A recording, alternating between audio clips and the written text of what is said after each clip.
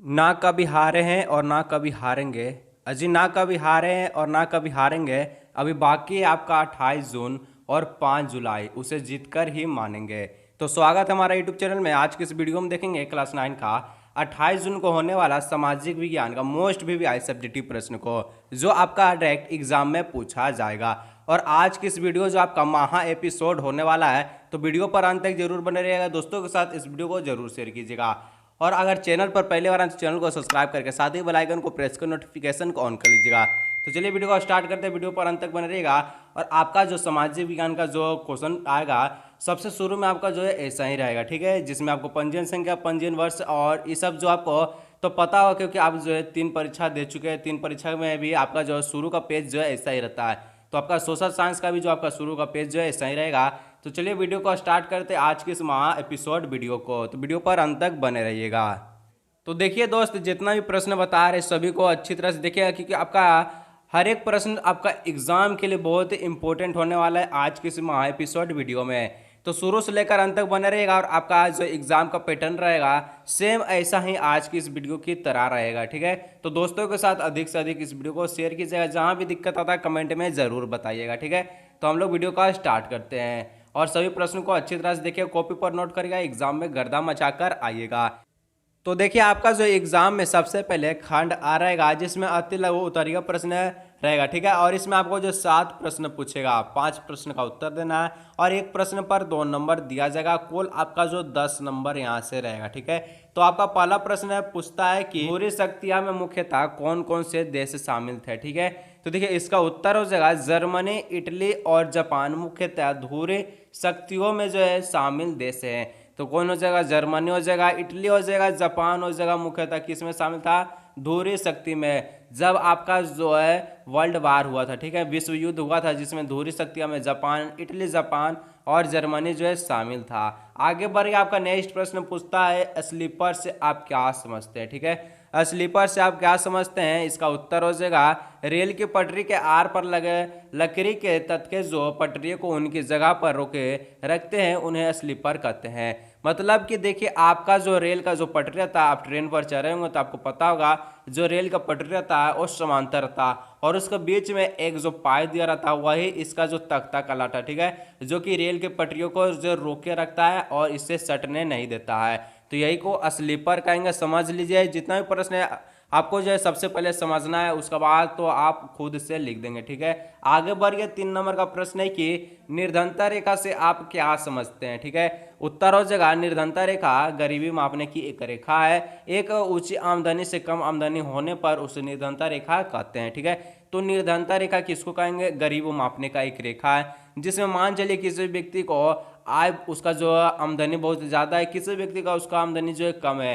तो यही दोनों को ध्यान में रखते हुए उनको जो है निर्धनता रेखा में माना जाता है, नापा जाता है, ठीक है। आगे बढ़िए 4 नंबर प्रश्न की ओर की सार्वजनिक वितरण प्रणाली से आप क्या समझते हैं, ठीक है। उत्तर हो जाएगा केंद्र सरकार भारतीय खाद्य निगम के द्वारा किसानों से अधिक प्राप्त अनाज को विनियमित कर राशन की दुकानों के माध्यम से समाज के गरीब वर्गों में वितरित करती है। इसे सार्वजनिक वितरण प्रणाली कहते हैं, ठीक है। तो देखिए केंद्र सरकार हो गया, भारतीय खाद्य निगम जो है किससे आपका जो किसान से जो है फसल खरीदता है, सबसे ज़्यादा गेहूं और चावल खरीद कर जो है राशन की दुकानों में जो किसान से खरीद कर जो सरकार भारतीय खाद्य में पहुंचता है, और उसका बाद जो है जितना भी राशन दुकान है उसमें पहुंचाया जाता है। जितना भी गरीबों के पास जो है राशन कार्ड है उनको जो है सार्वजनिक वितरण किया जाता है, यानी सभी को बांटा जाता है राशन, ठीक है। और आपसे एक प्रश्न पूछना चाहता हूँ कि अगर आप जो है टर्म 1 में संस्कृत का एग्जाम दिए थे तो कमेंट में ज़रूर बताया, ठीक है, क्योंकि जो विद्यार्थी टर्म 1 में संस्कृत का एग्जाम दिया था वही आपका जो टर्म 2 में जो संस्कृत का एग्जाम देगा। तो कमेंट में ज़रूर बताइए कि कौन कौन जो आपका जो है टर्म 1 में संस्कृत का एग्जाम दिया था, ठीक है। इसलिए मैं, क्योंकि आपका जो संस्कृत का एग्जाम होगा 7 जुलाई का होगा, तो इसका भी वीडियो आपको जो है बन जाएगा, ठीक है। आगे बढ़िए, आपका नेक्स्ट प्रश्न 5 नंबर की ओर। तो 5 नंबर का प्रश्न पूछता भारत में राष्ट्रीय मानवाधिकार आयोग का गठन कब किया गया, ठीक है। उत्तर हो जाएगा भारत का राष्ट्रीय मानवाधिकार आयोग एक स्वायत्त विधिका संस्था है। इसकी स्थापना 12 अक्टूबर 1993 को हुई थी, ठीक है। तो भारतीय राष्ट्रीय मानवाधिकार का सिंबल लीजिएगा, इसका जो आयोग का गठन है 12 अक्टूबर 1993 को हुआ था। सिंपल, ठीक है। आगे बढ़िए 6 नंबर प्रश्न की ओर की, शिक्षा का अधिकार से आप क्या समझते हैं, ठीक है। शिक्षा का अधिकार से आप क्या समझते हैं, जो कि मौलिक अधिकारों में से जो एक अधिकार आपका शिक्षा का अधिकार है, तो इसमें से क्या समझते हैं। तो शिक्षा का अधिकार मौलिक अधिकारों में से एक है, मैंने अभी बताया। और जिसमें जितना भी 6 से लेकर 14 साल तक की उम्र के जितना भी बच्चे हैं उनको जो मुफ्त शिक्षा जो है दिया जाता है। सरकारी या स्कूल सभी बच्चों को मुफ्त शिक्षा उपलब्ध कराएंगे। यानी 6 से लेकर 14 साल के जब जितने भी बच्चे हैं उनको जो मुफ्त शिक्षा दिया जाता है पढ़ने निकलने के लिए, और इनको जो है किताब कॉपी सब दिया जाता है, खाना पीना भी, ठीक है। आगे बढ़िए आपका 7 नंबर प्रश्न है कि मानसून में विराम से आप क्या समझते हैं, यानी मानसून में जब मानसून जो एक बार रुक जाता है उससे आप क्या समझते हैं, ठीक है। उत्तर हो जाएगा मानसून में विराम का अर्थ है वह शुष्क समय है जिसमें वर्षा नहीं होती है। कुछ ही दिन जो है मानसून होती है, मानसून जो है वर्षा होती है फिर रुक जाती है। मतलब कि जो मानसून में विराम का जो अर्थ हो जाएगा शुष्क समय, ठीक है। मान चलिए गर्मी के दिन में जिसमें जो वर्षा नहीं होती है, गर्मी के दिन में तो वर्षा नहीं होती है और दिन जो है मानसून वर्षा होती है। मान चलिए किसी दिन वर्षा होती है किसी दिन नहीं होता है, इसी को जो मानसून में विराम कहते हैं, यानी मानसून में रुकावट कहते हैं, ठीक है। देखिए जितना भी बता रहे प्रश्न सभी को अच्छी तरह से देखिएगा, जहाँ से दिक्कत आता है कमेंट में ज़रूर बताइएगा। अगर कमेंट में नहीं बताया तो मैं जानूंगा कैसे कि आपके पास दिक्कत क्या है, और नहीं भी दिक्कत है तो उसको भी बता दीजिएगा कि सर कुछ भी दिक्कत नहीं है, ठीक है। आगे बढ़िए आपका जो खंड बा, ठीक है, यहाँ से आपका लघु उत्तरीय प्रश्न है। इसमें भी टोटल आपका 7 प्रश्न पूछा है, जो कि 8 से लेकर 14 तक का प्रश्न है। 5 का उत्तर देना होगा और एक प्रश्न पर 3 नंबर, टोटल 15 नंबर यहाँ से, ठीक है। तो आपको देखिए इसमें प्रश्न पूछता है आपका कि 8 नंबर का कि नासी लोग जो यहूदियों से घृणा क्यों करते थे, ठीक है। तो नासी लोग द्वारा यहूदियों से घृणा करने की निम्न वजह थी।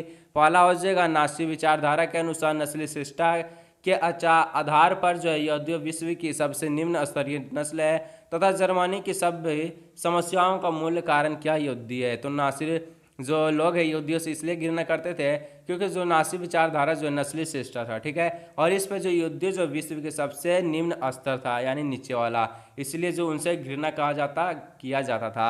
आगे देखिए 2 नंबर का पॉइंट हो जाएगा कि यहूदी लोग जो है जर्मन समाज से बिल्कुल अलग बस्तियों में रहते थे जिन्हें घेटो कहा जाता था, ठीक है। जितना भी यहूदी लोग थे वो जर्मन समाज से अलग रहते थे, ठीक है, और इनका जो बस्तियां रहता था जहाँ पर ये यहूदी लोग रहते थे उनको घेटो कहा जाता था, ठीक है। आगे बढ़िए 3 नंबर में हो जाएगा आपका पॉइंट। देखिए जितना भी पॉइंट है सभी को ध्यान से देखिएगा और एग्जाम में पॉइंट वाइज पॉइंट लिखिएगा। अगर आपको इस टाइप का क्वेश्चन पूछता है तो पॉइंट से ही लिखिएगा, ठीक है।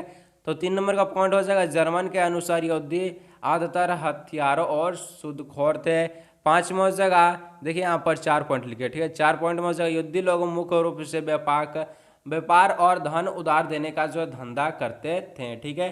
आगे बढ़िए 9 नंबर प्रश्न की ओर की आपका औपनिवेशिक काल में व्यापारिक जो है खेती का क्यों विस्तार हुआ। 2 कारण बताइए, इसका 2 कारण बताना है जिस कारण औपनिवेशिक काल में जो इसका व्यवसायिक खेती का जो विस्तार हुआ, ठीक है। उत्तर हो जाएगा उस काल को जब अंग्रेज ने यहाँ अपना शासन किया उसे औपनिवेशिक काल कहते हैं, यानी अंग्रेज जब शासन किया था जिस शासन में उसको औपनिवेशिक काल कहते हैं। इस काल में जो खेती का खूब विस्तार हुआ जिसके मुख्य कारण निम्न है। तो निम्न में पहला आपका जो प्रकार है 2 प्रकार पूछा, 2 कारण पूछा है, 2 कारण हम लोग लिखेंगे, ठीक है।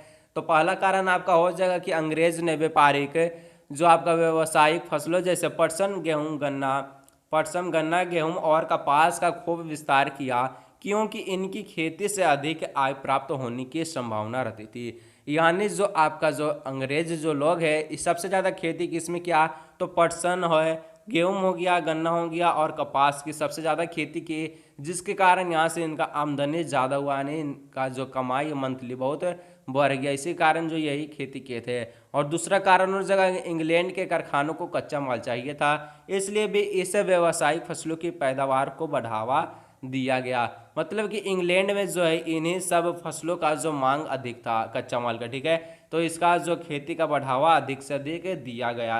आगे बढ़िए 10 नंबर प्रश्न की ओर की शहरी क्षेत्रों की अपेक्षा ग्रामीण क्षेत्रों में कैलोरी की आवश्यकता क्यों होती है, ठीक है।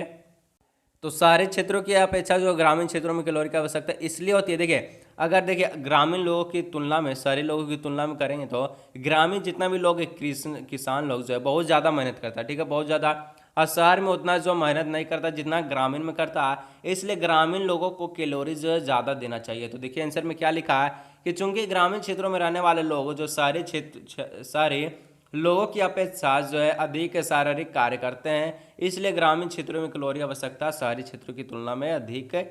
यही कारण है क्योंकि जब ग्रामीण क्षेत्र के जो लोग हैं बहुत ज़्यादा काम करते हैं शहरी क्षेत्रों की तुलना में, ठीक है, और इसलिए आपका जो ग्रामीण क्षेत्र है गाँव के लोगों को ज़्यादा कैलोरी दिया जाता है। जो नेक्स्ट प्रश्न पूछता है 11 नंबर की, किसी आपदा के दौरान खाद्य सुरक्षा कैसे प्रभावित होती है, ठीक है। मतलब कोई भी आपदा जो आ गया प्राकृतिक अनुसार कोई भी आपदा हो गया जिसके कारण जो खाद्य सुरक्षा कैसे प्रभावित होती है, उत्तर हो जाएगा किसी आपदा के दौरान खाद्य सुरक्षा निम्नलिखित प्रकार से प्रभावित होती है, ठीक है।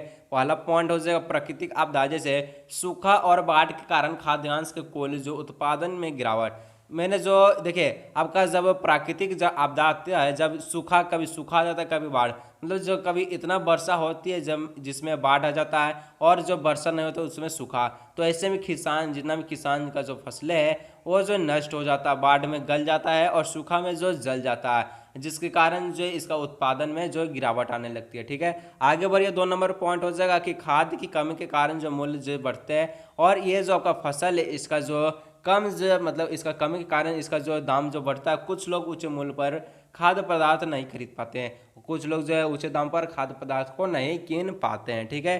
3 नंबर का हो जाएगा व्यापक भुखमरी से अकाल की स्थिति बन सकती है, तो जो हजारों लोगों की मौत का कारण हो सकता है, ठीक है। और इस कारण में देखिए मान चलिए ये आपदा बहुत ज़्यादा दिन तक रहता है जिसके कारण भुखमरी अकाल का जो स्थिति बन जाता है और इसमें हजारों लोग की मौत हो सकता भी है, ठीक है। नेक्स्ट पॉइंट हो जाएगा यदि यह आपदा अधिक विस्तृत क्षेत्र में आती है तो यह लंबे समय तक बने रहती है और भुखमरी की स्थिति पैदा करती है, वही है सेम वही है, ठीक है। आगे बढ़िए नेक्स्ट प्रश्न 12 नंबर की ओर। तो 12 नंबर का प्रश्न पूछता है लोकतंत्र में चुनाव की आवश्यकता क्यों है, ठीक है। लोकतंत्र में चुनाव की आवश्यकता क्यों है, देखिए फिर से बोल रहा आपका जो हर एक प्रश्न इस वीडियो का बहुत ही इंपॉर्टेंट, ठीक है।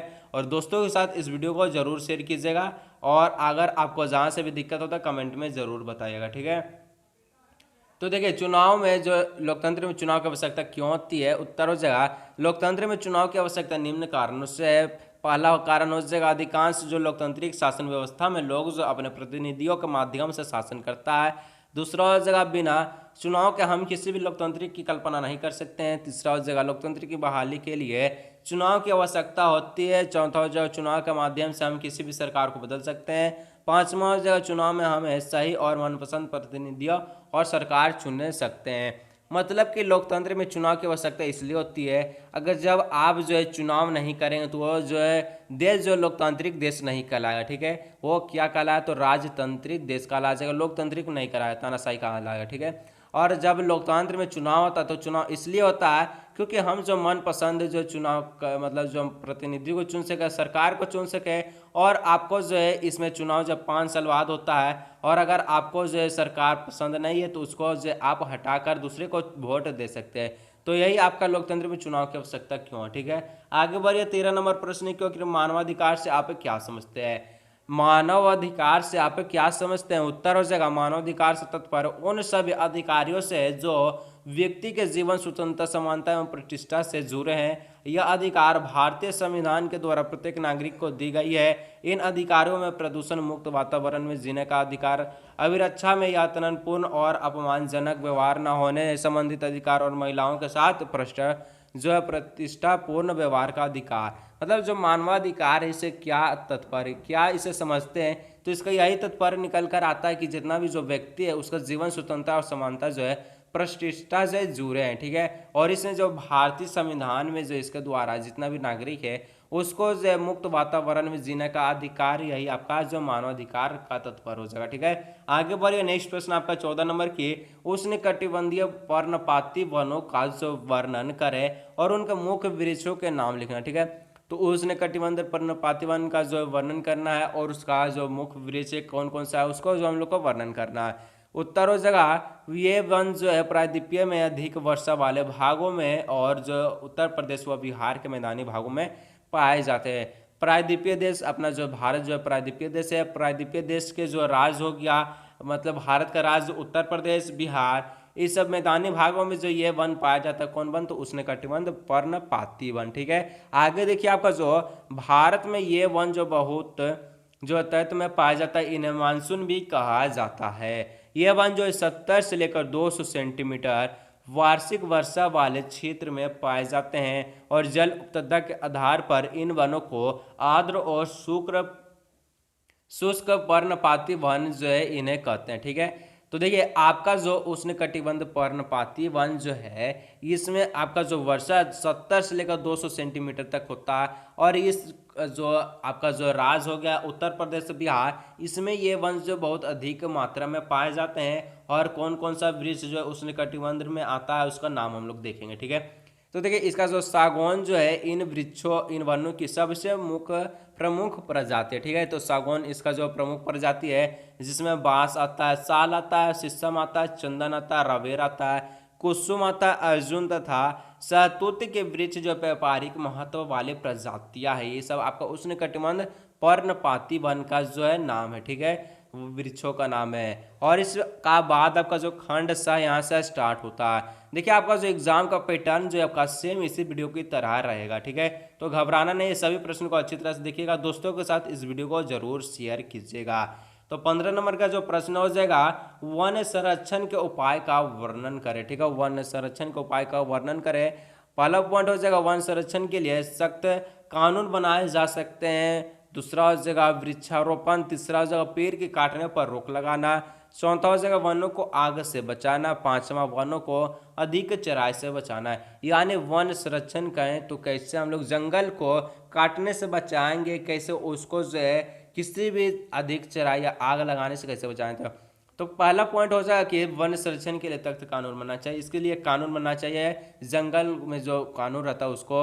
उसके बाद वृक्ष रोपण, अधिक से अधिक पेड़ लगाना चाहिए। पेड़ को काटने से हम लोग को इस पर रोक लगाना चाहिए। ठीक है, और वनों को आग से जलने से बचाना। मान चलिए 2 वृक्ष है, लंबा लंबा 2 वृक्ष है। ठीक है, और गर्मी के दिनों में ये सट जाते, आपस में जब सटते हैं तो ये इसके सटने के कारण जो है इसमें आग लग जाता है। ठीक है, तो जिसके कारण जो है जंगल तबाह हो जाता है। और अगला पॉइंट हो जाएगा वनों को जो है अधिक चराई से बचाना चाहिए, यानी इसको जो अधिक नष्ट होने से बचाना चाहिए। आगे बढ़िए, आपका 16 नंबर का प्रश्न हो जाएगा, किसी देश के आर्थिक विकास और निर्धनता उन्मूलन के बीच एक गहरा संबंध है, इस कथन की व्याख्या करें। ठीक है, इसका उत्तर हो जाएगा किसी देश के आर्थिक विकास और निर्धनता उन्मूलन के बीच विपरीत संबंध है। अगर आर्थिक विकास में वृद्धि होती है तो निर्धनता में कमी आती है। ठीक है, मान चलिए किसी का जो आर्थिक विकास यानी उसका जो वेतन बहुत ज़्यादा होता है तो वहाँ के जो निर्धनता है वो कम होगा।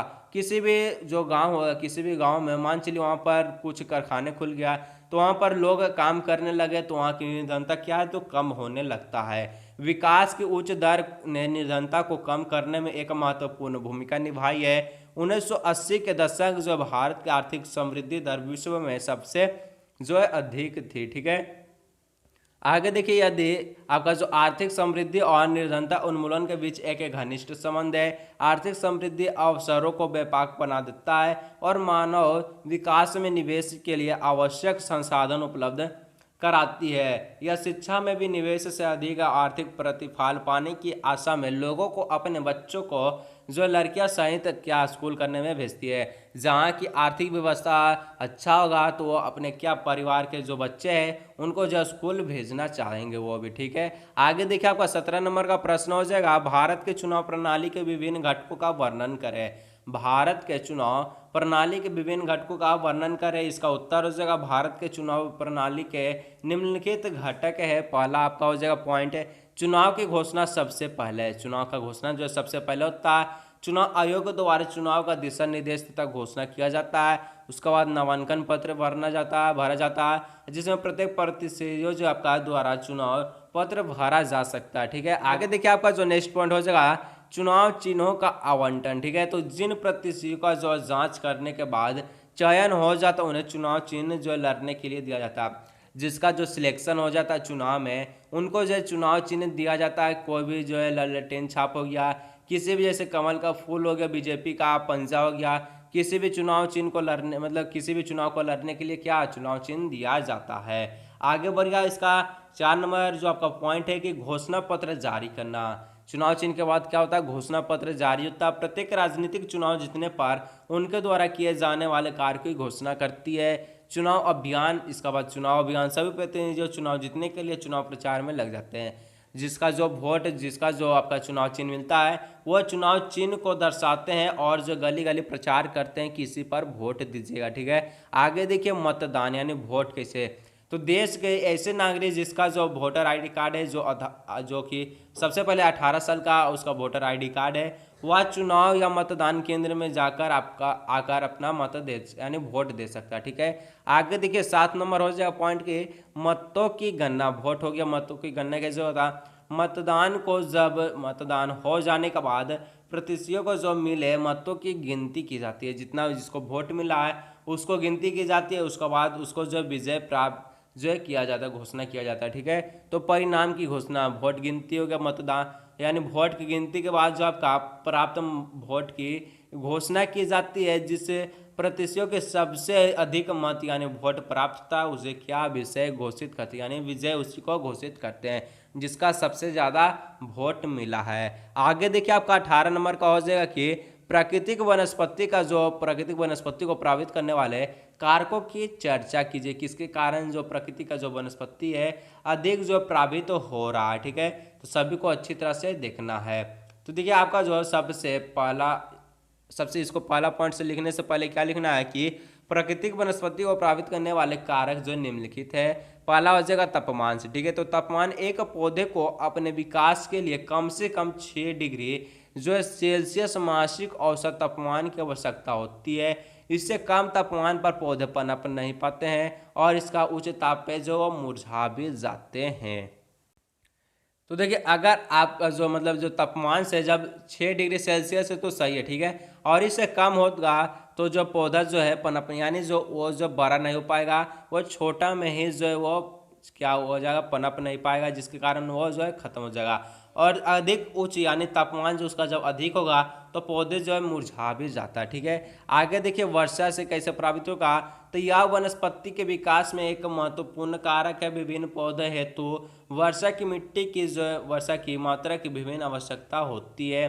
अलग अलग पौधे के लिए अलग अलग जो है इसका जो वर्षा की मात्रा अलग अलग होता है। ठीक है, आगे देखिए मिट्टी से क्या है, तो मिट्टी का प्रकार हुआ उसकी अपनी पृथक विशेषता को भी वनस्पति पर जो है प्रायः प्रभाव पड़ता है। भारत में बांगर मिट्टी के क्षेत्र में वनस्पति खादर मिट्टी के क्षेत्र में वनस्पति से भिन्न है। मतलब कि मिट्टी में भी अलग अलग वनस्पति को उगाया जाता है। जैसे कपास हो गया तो कपास को काला मिट्टी में उगाया जाता है। ठीक है, इसी प्रकार कुछ जो फसलें हैं उनको जो अलग अलग मिट्टी से उगाया जाता है, अलग अलग जो वनस्पति है उसको अलग अलग मिट्टी में उगाया जाता है। ठीक है, और धरातलीय स्वरूप भी वनस्पति को भी जो प्रभावित करता है भी। ठीक है, और आपका जो इसमें हो गया कि सूर्य का जो प्रकाश। ठीक है, तो सूर्य का जो आपका जो प्रकाश जो है, सूर्य का प्रकाश पौधे की वृद्धि में अत्यंत महत्वपूर्ण भूमिका निभाता है।